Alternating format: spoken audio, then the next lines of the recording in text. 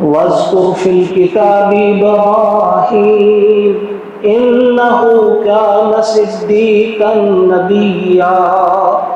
إذ قال لأبيه يا أبت لم تعبد ما لا يسمع ولا يبصر ولا يغني عنك شيئا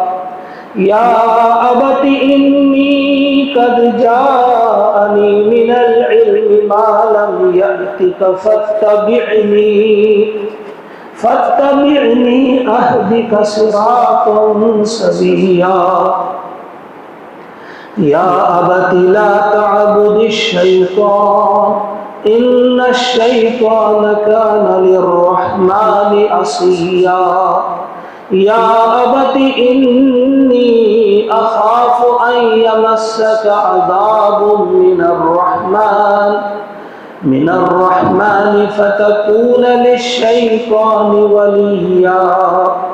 قال أراغب أنت عن آلهتي يا إبراهيم لئن لم تنته لأرجمنك واهجرني مليا قال سلام عليك سأستغفر لك ربي إنه كان بي حفيا وأعتزلكم وما تدعون من دون الله وأدعو ربي عسى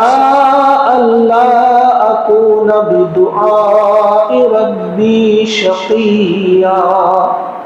فلما اعتزلهم وما يعبدون من دون الله وهبنا له إسحاق ويعقوب وكلا جعلنا نبيا